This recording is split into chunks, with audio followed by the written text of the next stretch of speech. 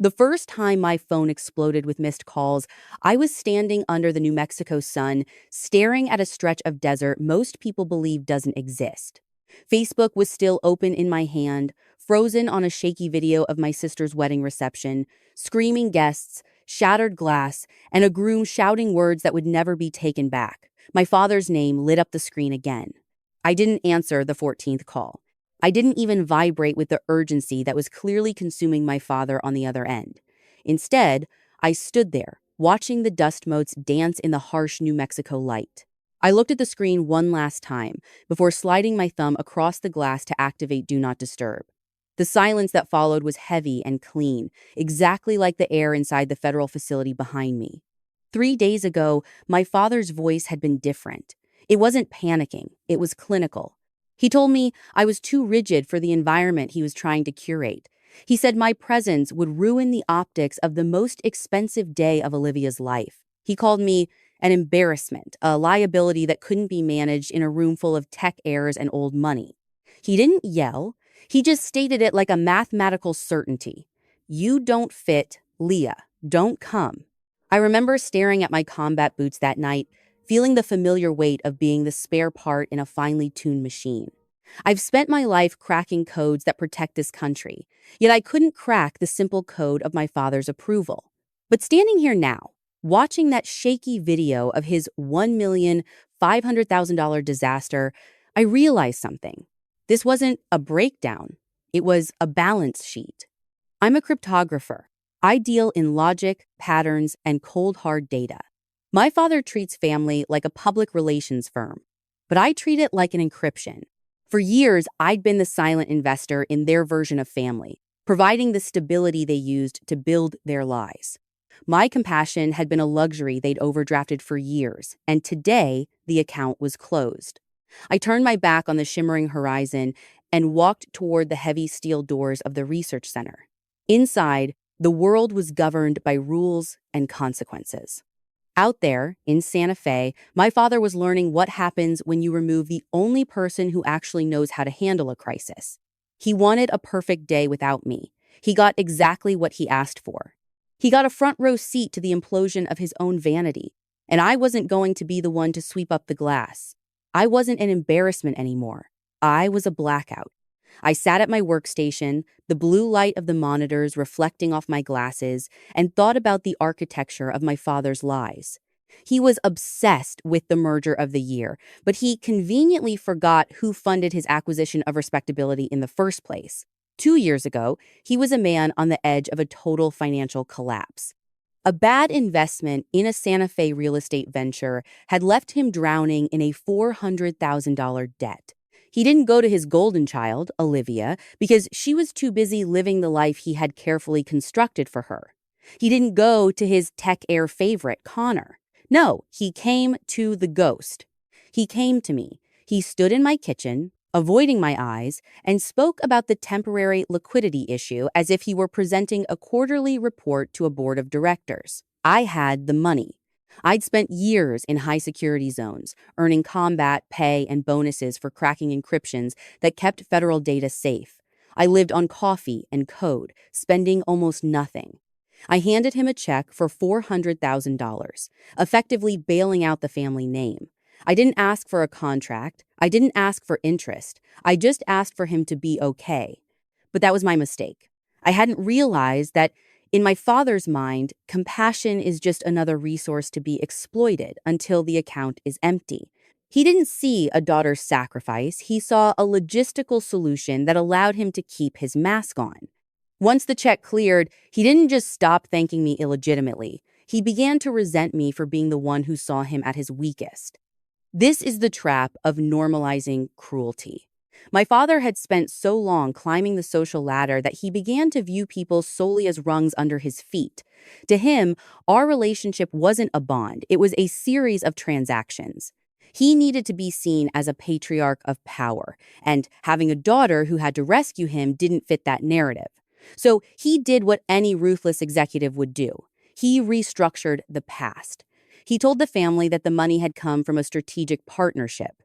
He allowed everyone to believe that Connor, the wealthy groom, had been the one to provide the stability Gary needed. He erased my contribution to elevate a stranger because the optics were better. He traded his daughter's reality for a prettier fiction. He convinced himself that excluding me from the wedding wasn't an act of betrayal, but a necessary branding decision for the family's new era. He normalized the idea that I was a liability because I was the only person who knew the truth about his bankruptcy. I was the living evidence of his failure, and he couldn't have that standing near the crystal chandeliers. He wanted a flawless merger, and that required a complete liquidation of my presence. But now, as his $1,500,000 investment in Connor was turning into a digital wildfire, the rungs on his ladder were finally breaking. He'd spent years overdrafting on my loyalty, and he was about to find out exactly what happens when the silent investor finally pulls the funding. The video didn't just circulate, it mutated. By the time the sun began to dip toward the jagged New Mexico horizon, the footage of Connor's meltdown had been shared 15,000 times. It was a digital wildfire, fed by the dry timber of my father's carefully cultivated reputation. I watched it once more on my lunch break. The sound turned low. The audio was a jagged mess of screams and breaking porcelain, but Connor's voice remained the sharpest blade in the room. He wasn't just angry, he was unhinged, leaning into Olivia's personal space with a predatory intensity that made my skin crawl. The mask of the visionary tech heir had slipped, revealing something ancient and ugly underneath. I waited for the realization to hit my father. I waited for the patriarch to protect his youngest daughter. Instead, my phone buzzed with a text that proved Gary was still trapped in his own distorted encryption. The message didn't contain an apology or a plea for safety. It said, "This is your fault. If you were here, your military training could have suppressed the situation before the cameras started rolling. Your selfishness is destroying this family. You have 1 hour to call the local news and tell them you witnessed Connor having a medical emergency. Fix this." I stared at the screen, my expression as flat as the desert floor. He wasn't looking for a daughter. He was looking for a scapegoat to bail out his failing brand. He wanted me to perjure myself to save a $1,500,000 party. Anger wasn't loud this time. It was clinical. I didn't reply. I simply took a screenshot of the text and added it to my growing file of evidence. Gary had spent decades treating me like a liability, but now he was the one generating the most damning data. 20 minutes later, a call came through that I couldn't ignore. It was Olivia. Her voice was a thin, frayed wire barely holding together. "Leah, please," she whispered, the sound of her sobbing muffled by what I assumed was a bathroom door. "He won't stop. Connor, he's been threatening us for months. He has documents, Leah, things about Dad's old business debts. He said if I didn't marry him, he'd put Dad in prison." The pieces of the code finally snapped into place. The $1,500,000 wedding wasn't a celebration. It was a ransom payment. Gary hadn't been marrying off his golden child. He had been selling her to keep his own secrets buried. He had banned me, not because I was awkward, but because he knew my eyes were trained to find the fractures in a lie. He was so afraid of the cracks in his mirror that he had pushed away the only person capable of seeing the man behind it. Olivia was terrified, trapped in a house of glass that was currently shattering around her, and my father was still outside, trying to polish the shards. I realized then that I wasn't going back to play the role of the supportive sister. I was going back to crack the entire system. I returned to my personal workstation at 4 a.m. I didn't touch the agency's classified systems. I'm not that reckless, but I didn't need a government mainframe to decode a man as shallow as Connor. I used the same pattern recognition skills I use for national security to audit his public digital footprint. For years, I had analyzed patterns in encrypted noise. But tonight, the noise was coming from my own history. I sat before the terminal, my fingers finding the familiar rhythm of the keys. I wasn't Leah the daughter anymore.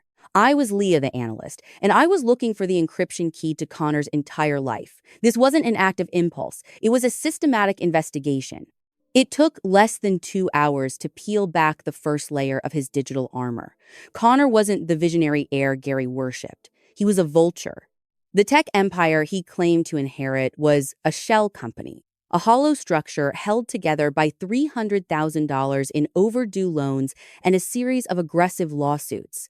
He hadn't chosen Olivia for love. He had chosen our family because Gary was the only person desperate enough to ignore the red flags in exchange for a shiny new social connection. Connor was a predator who had found a willing victim in a man obsessed with optics.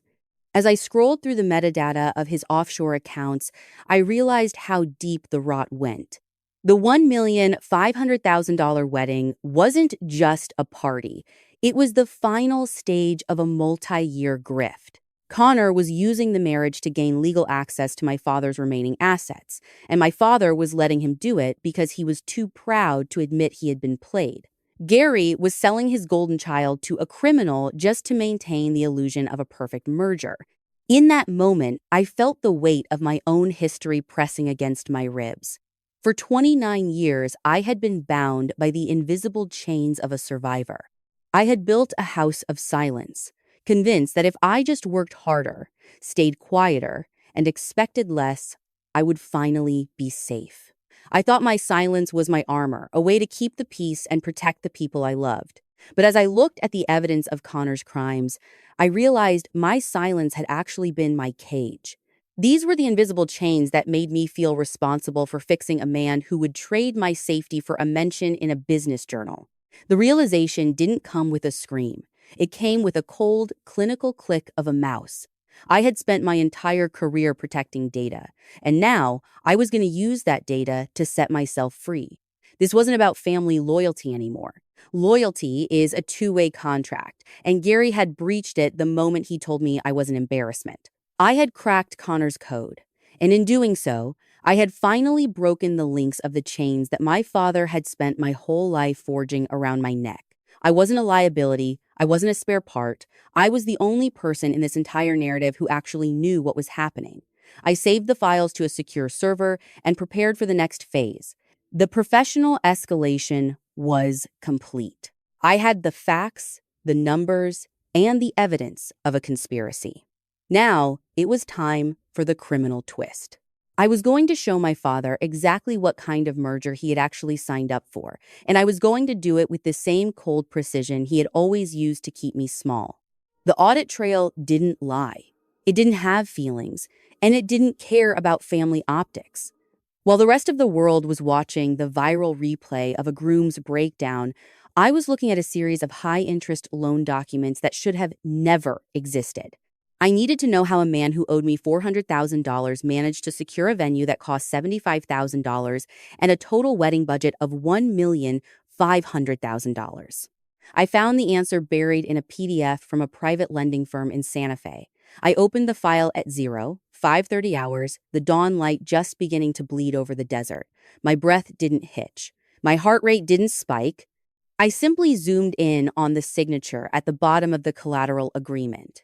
There it was, Leah Henderson, my name, written in a fluid, elegant script that mimicked the exact loop I'd developed in my 20s. It was executed in a digital gold ink, a flourish of vanity on a document of theft. To pay for the celebration I was banned from, Gary hadn't just used his own remaining credit. He had committed full-scale identity theft, using my social security number and federal salary records to secure a $1.5 million high-interest bridge loan under my name. He leveraged my perfect credit score to underwrite his delusions of grandeur.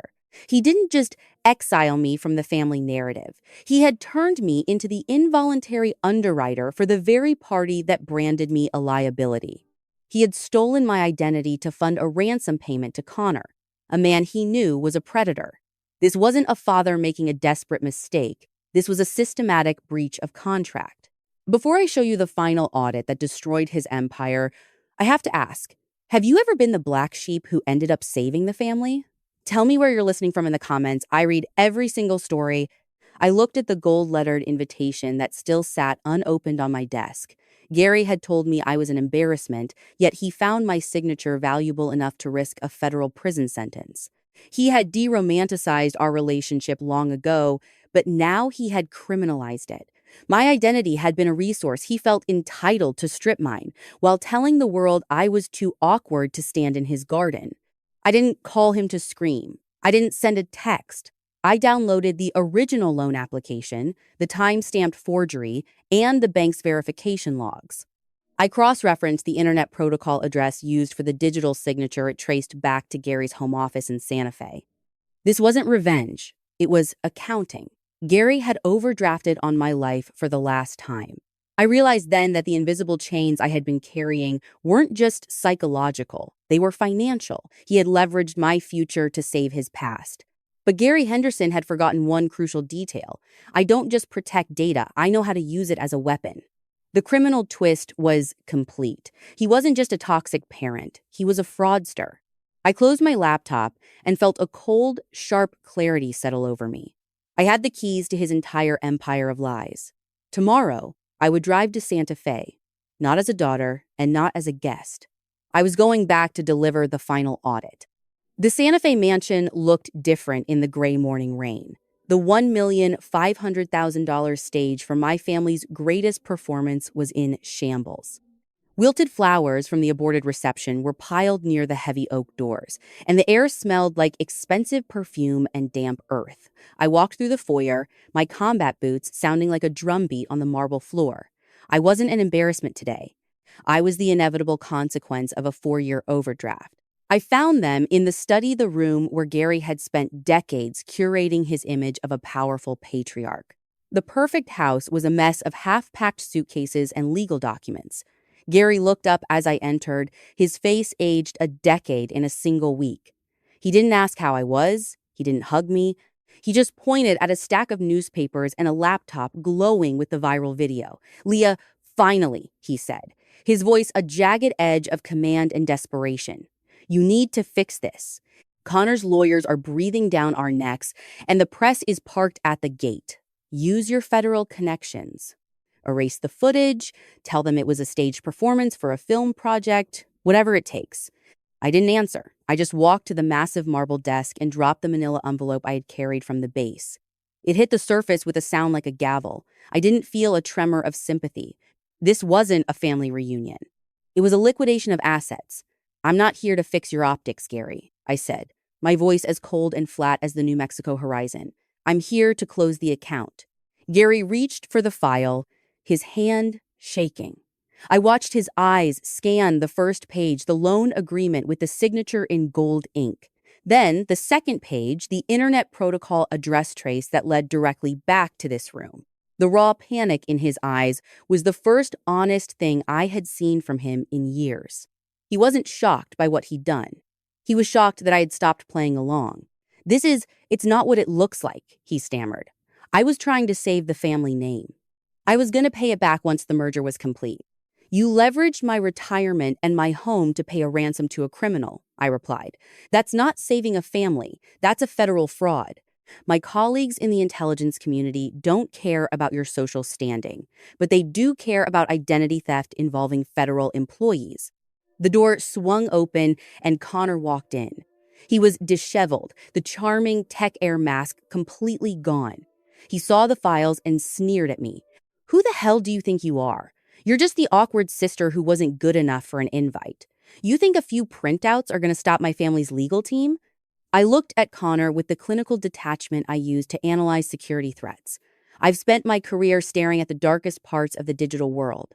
He wasn't a genius. He was just a low-bit encryption that had already been cracked.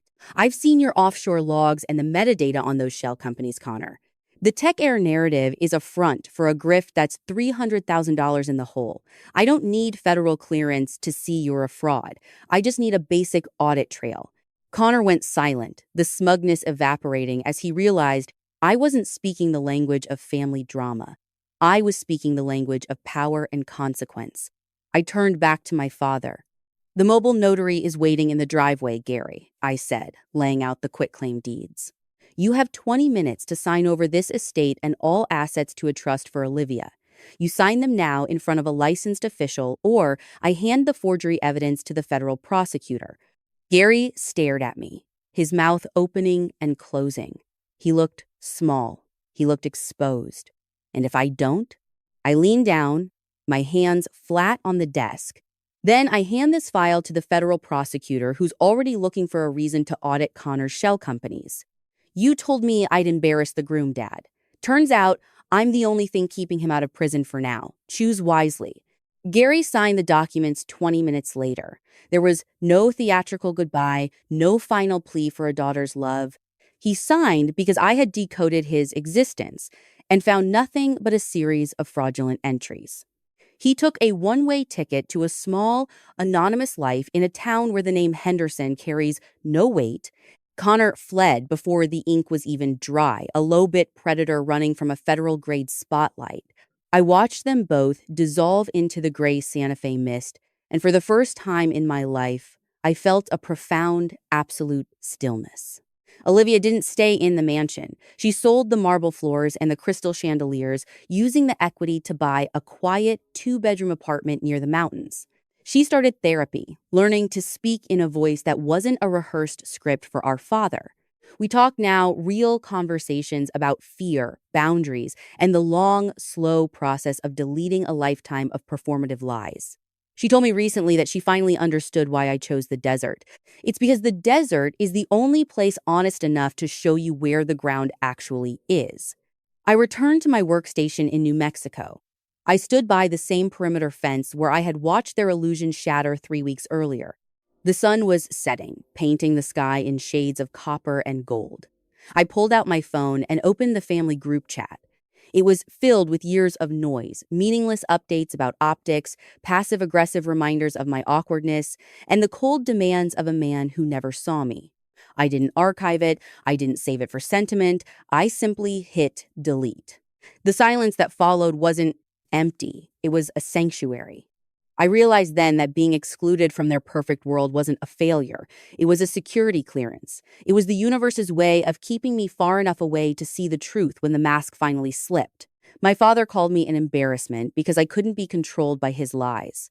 He called me rigid because I refused to bend to his vanity. But in the end, it was my rigidity that held the line when everything else collapsed. I'm Leah. I protect data. I crack codes, and I no longer apologize for existing. I've built a life that is purposeful, earned, and entirely my own. The desert sun felt warm against my face, a constant frequency that doesn't need a merger to be valid. I am exactly where I belong. If this story resonated with you, if you've ever been made to feel like you were too much or simply in the way, I'd love to hear from you.